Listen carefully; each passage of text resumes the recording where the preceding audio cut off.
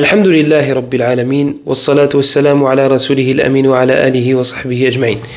Le hadith qu'on va analyser aujourd'hui au niveau de sa chaîne de transmission, c'est le hadith de Abdullah ibn Umar que vous allez retrouver dans beaucoup de livres de fiqh, de ahkam, de halal et de haram. Al-Hafiz ibn Hajar rahimahullah le cite dans Al-Bulugh et il le considère comme étant faible. Mais l'affaire ne s'arrête pas là. L'affaire n'est pas aussi simple. Alors, حديث عبد الله بن عمر أحلت لنا ميتتان ودمان فأما الميتتان فالحوت والجراد وأما الدمان فالكبد والطحال. Deux types, يعني deux cadavres, deux bêtes, même si elles sont retrouvées mortes, elles nous sont autorisées, car de base, nous n'avons pas le droit de consommer de la viande des bêtes qu'on retrouve mortes, puisqu'on ne sait pas comment elles ont été tuées, de manière légiférée ou non, de maladie ou non. Donc le cadavre, le cadavre d'une bête, on ne va pas le consommer. Mais là, le prophète sallallahu alayhi wa sallam te dit il y a deux exceptions. Et deux types de sang nous sont autorisés. Donc les deux cadavres, les deux morts, c'est le poisson et le criquet. Et quant aux deux sangs, c'est le foie et la rate. Le foie et la rate. Alors ce hadith est rapporté par Abdurrahman ibn Zayd ibn Aslam. عن زيد بن أسلم يعني عن أبيه عن عبد الله بن عمر رضي الله عنهما عن النبي صلى الله عليه وسلم. وعبد الرحمن ibn زيد بن أسلم من الضعفاء وكذلك أخوه عبد الله من الضعفاء فأبناء زيد بن أسلم من الضعفاء أما زيد بن أسلم فهو من الثقات. Ce hadith-là, il est rapporté par Abdurrahman ibn Zayd ibn Aslam. Selon son père, Abdurrahman est faible, le père est fiable. Abdurrahman a un frère qui s'appelle Abdullah. Donc ils sont deux frères, Abdurrahman et Abdullah. Les deux sont faibles. Et leur père, Zayd, est fiable. Il a été validé par les savants.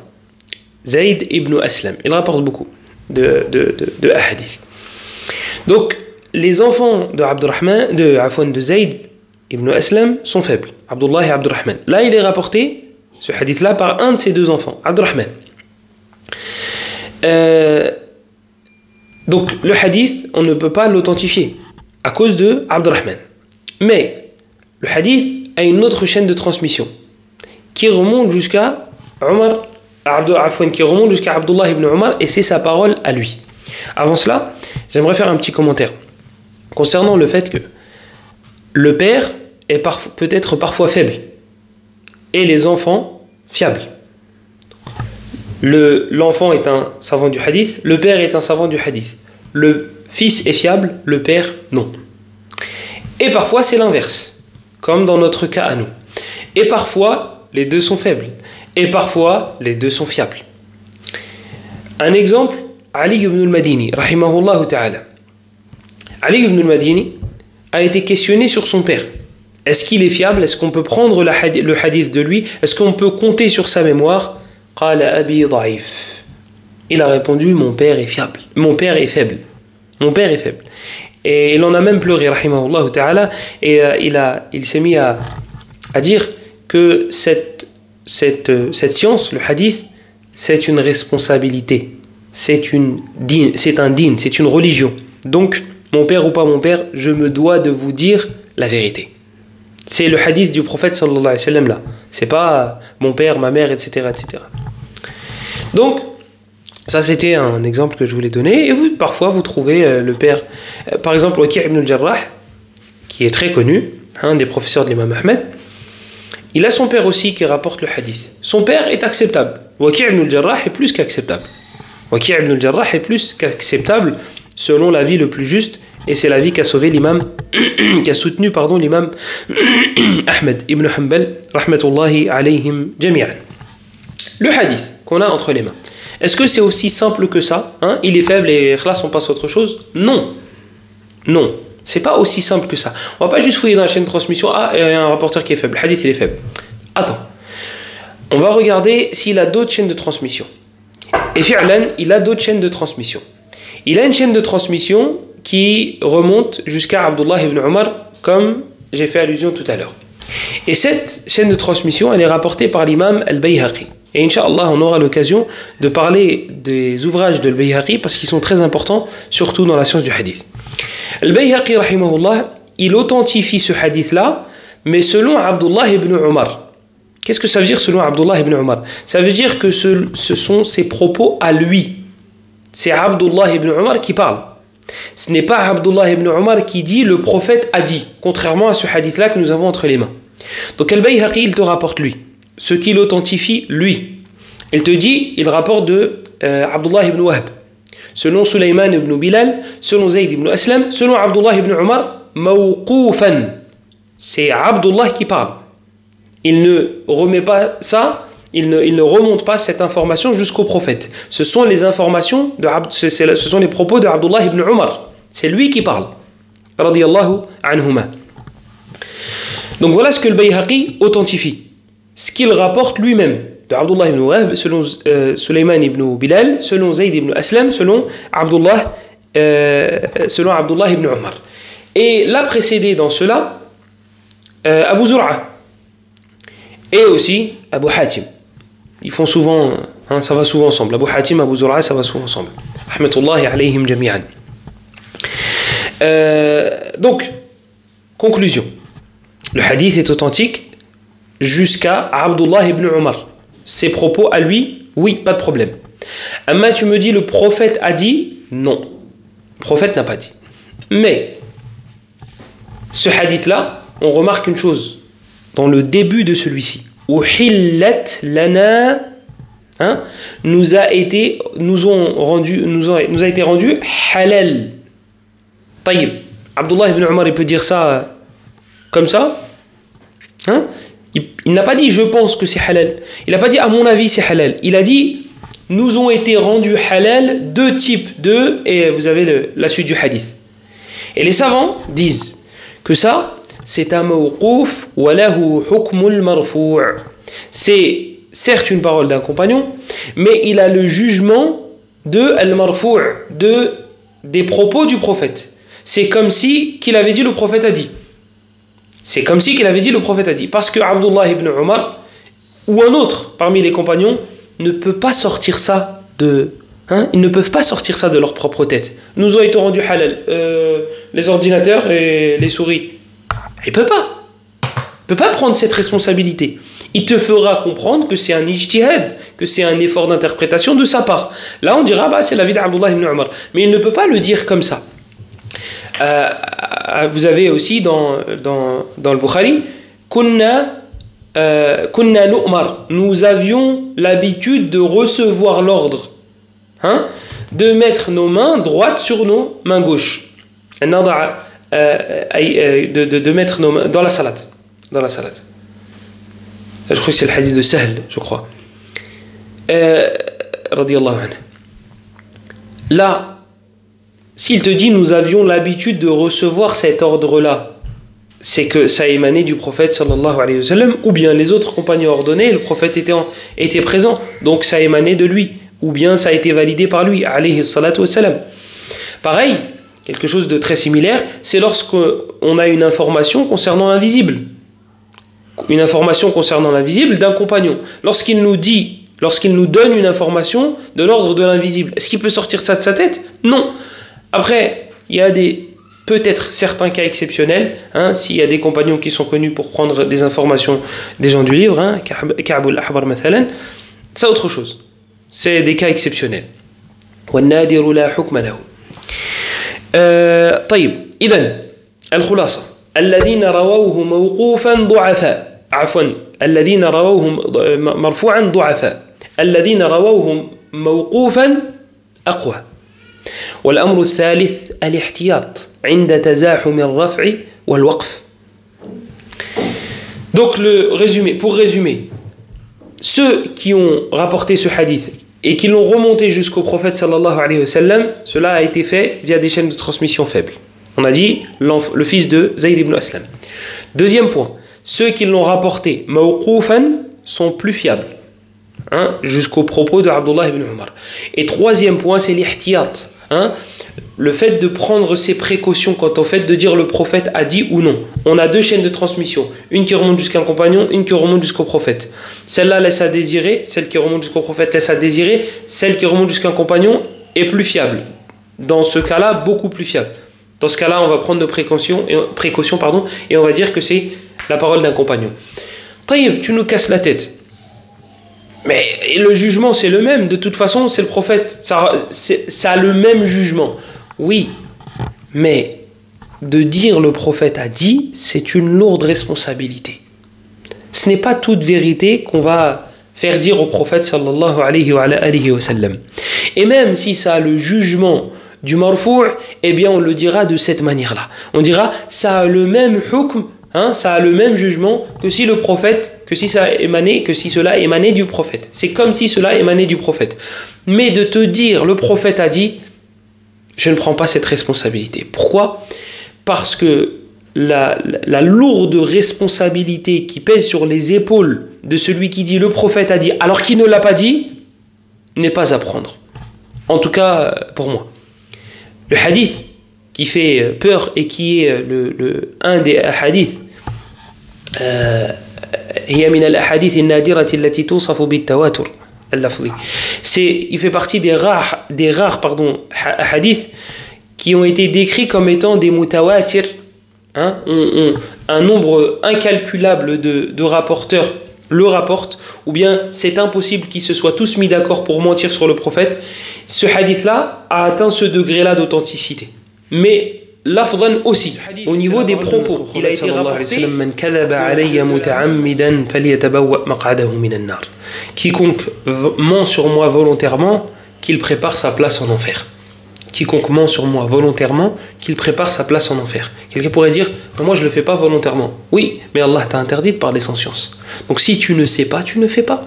Tout simplement. Et surtout là, pendant le mois du Ramadan, on voit beaucoup de hadiths. Celui qui envoie ce hadith-là à 60 personnes, il sera préservé de l'enfer. Et celui qui ne l'envoie pas aura tel châtiment, etc. Des hadiths qui n'ont ni queue ni tête. Ils n'existent même pas dans les livres. N'existe même pas, même dans le mawdou'at, dans les livres qui ont été écrits sur les hadiths inventés, ils n'existent même pas. Ils n'ont ni queue ni tête, ni chaîne de transmission, ni rien du tout. Donc, ne transmets pas quelque chose, ne transfère pas quelque chose dont tu n'es pas sûr, vérifie, va à la source. Et si tu ne sais pas, tais-toi, abstiens-toi. Allah ne t'a pas chargé de parler lorsque tu ne sais pas.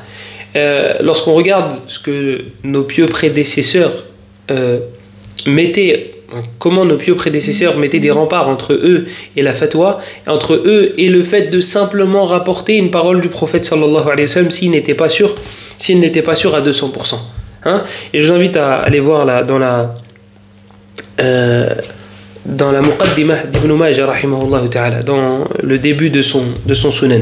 Vous allez voir comment les salafs prenaient leurs précautions même après avoir entendu de la bouche du prophète sallallahu alayhi wa sallam des informations. Vous avez Ibrahim التيمي qui rapporte de son père, qui rapporte de Amr ibn Maymoun, il dit ما أخطأني ابن مسعود عشية خميس إلا أتيته فيه قال فما سمعته يقول لشيء قط قال رسول الله قال فلما كان ذات عشية قال رسول الله قال فنكس فنظرت إليه فإذا هو قائم محللة أزرار قميصه قد غرورقت عيناه وانتفخت أوداجه قال أو دون ذلك أو فوق ذلك أو قريبا من ذلك أو شبيها بذلك. الله أكبر. عبد الله بن مسعود رضي الله عنه, il nous dit, Amr ibn Maymoun, il dit, j'étais avec Abdullah ibn Mas'ud pendant un certain temps. Il dit, je ne ratais pas ses cours le jour du vendredi. Il dit, je ne l'ai jamais entendu dire, le prophète a dit, alayhi salatu wassalam. Il n'osait pas prendre cette responsabilité. Sauf qu'une fois, il l'a fait. Il a dit, qala Rasulullah. Il a dit, le prophète sallallahu alayhi wa sallam a dit. Amr ibn Maymoun, il dit, je regarde et je vois Abdullah ibn Mas'ud la tête baissée. Ses yeux commencent à se remplir de larmes. Ensuite, il a dit le prophète a dit approximativement ça. Je crois qu'il a dit ça comme ça. Il ne voulait pas prendre la responsabilité de dire ça c'était les propos du prophète sallallahu alayhi wa sallam. Ça c'est ce que Amr ibn Maymoun nous rapporte de Abdullah ibn Mas'ud, Ibrahim al-Taymi selon son père, selon Amr ibn Maymoun. Et vous en avez d'autres, des récits comme ça que l'imam Ibn Majah et d'autres rapportent. Muslim aussi en rapporte dans son Muqaddimah. Un autre récit qu'il y a dans le début de Sunan Ibn Majah, c'est celui de Ayyub, celui de Ibn Aoun عن محمد بن سيرين قال كان أنس بن مالك إذا حدث عن رسول الله صلى الله عليه وسلم حديثا ففرغ منه قال أو كما قال رسول الله صلى الله عليه وسلم. Anas ibn Malik, qui est le servant du prophète sallallahu alayhi wa sallam, qui est resté 10 ans avec lui, 10 ans à le servir. Une fois il a dit Kana, lorsqu'il disait le prophète sallallahu alayhi wa sallam a dit, il faisait suivre cette parole-là avec ou bien comme il a dit, approximativement. Voilà, je ne veux pas prendre la responsabilité de dire que c'était les propos du prophète. En fait, il a dit ça, c'est ça approximativement. C'est sa parole. Subhanallah. Ça, c'est deux compagnons. Abdullah ibn Mas'ud, le premier. Anas ibn Malik, le deuxième. Le troisième, c'est Zayd ibn Arqam, je crois. C'est Abdurrahman ibn Abi Layla qui le rapporte. Abdurrahman ibn Layla قال نعم قال قلنا لزيد بن أرقم حدثنا عن رسول الله قال كبرنا ونسينا والحديث عن رسول الله شديد. Ils ont dit à Zayd ibn Arqam, qui fait partie des compagnons du prophète sallallahu alayhi wa sallam, حدثنا عن رسول الله, donne-nous des hadiths du prophète sallallahu alayhi wa sallam. قال كبرنا, on a grandi, on a pris de l'âge, ونسينا, on a fini par oublier, والحديث عن رسول الله شديد. Et prendre la responsabilité de dire que le prophète a dit, c'est trop lourd. C'est trop lourd. Al-Sha'bi, il dit, Amir ibn Sharahil, Al-Sha'bi, l'imam, Al-Kabir. Pareil, ça c'est dans Sunan ibn Majah, dans le début. C'est Ibn Abi Safr, عن الشعبي قال جالست ابن عمر سنة نعم فما سمعته يقول لشيء قط قال رسول الله. Il dit, Al-Sha'bi, je suis resté assis avec Abdullah ibn Umar pendant 1 an. Je ne l'ai jamais entendu dire le prophète a dit. Parce qu'ils avaient peur. Ils avaient peur de prendre cette responsabilité. Donc, c'est que lorsqu'ils étaient sûrs et certains qu'ils disaient le prophète a dit, ça c'est des gens qui ont vu le prophète, qui ont entendu le prophète dire ces propos-là. Et ils ont peur de modifier le sens, etc., etc. Que dire de vous et moi? Là, je n'appelle pas comme ceux qui... Ils s'appellent les coranistes, c'est pas des coranistes. Les coranistes, c'est ceux qui suivent le Coran. Ils suivent ni le Coran ni la Sunna. Ala kulli hal. Je n'appelle pas à ne pas rapporter du prophète. J'appelle à prendre ses précautions. Comme dans tous les domaines, il faut un juste milieu. La ifrata wa la tafrit. Il ne faut pas abuser, mais il ne faut pas être laxiste. On dit je ne rapporte pas. Parce que certains pourraient s'accrocher à ce genre de récit et dire ah bah vous avez vu, ils ne citaient pas les hadiths. Alors premièrement ils les citaient. Juste ils prenaient leurs précautions. Donc en fait c'est une preuve pour nous, pas contre nous. Parce qu'ils récitaient les hadiths du prophète sallallahu alayhi wa sallam en prenant leurs précautions, en étant les plus précis possibles. Donc c'est une preuve pour nous et non pas contre nous. Autre chose, les noms que je viens de citer, pour la plupart, ce sont des compagnons qui rapportaient énormément de hadiths. Ibn Umar, Anas ibn Malik et Abdullah ibn Mas'ud. Zayd ibn Arqam, il en rapporte beaucoup moins. Mais là, ces trois-là, ils en rapportent énormément. Et puis, si vous argumentez avec ces textes-là, vous avez argumenté avec un hadith. Vous réfutez le fait qu'on puisse prendre des hadiths en considération. Mais vous venez de prendre des hadiths en considération pour sauver votre avis. Et je vais finir avec une parole de Abdullah ibn Abbas radiyallahu anhuma. Il disait Inna kunna nahfadhu al-hadith. Inna kunna nahfadhu al-hadith. Wal-hadith yuhfadhu an rasulillah. Fa-amma idha rakibtum as-sa'ba wal-dhalul fahayat. Wa hadha isnaduhu sahih. Rijaluhu رجال ثقات والعباس بن عبد العظيم العنبري الذي حدث عنه ابن ماجه من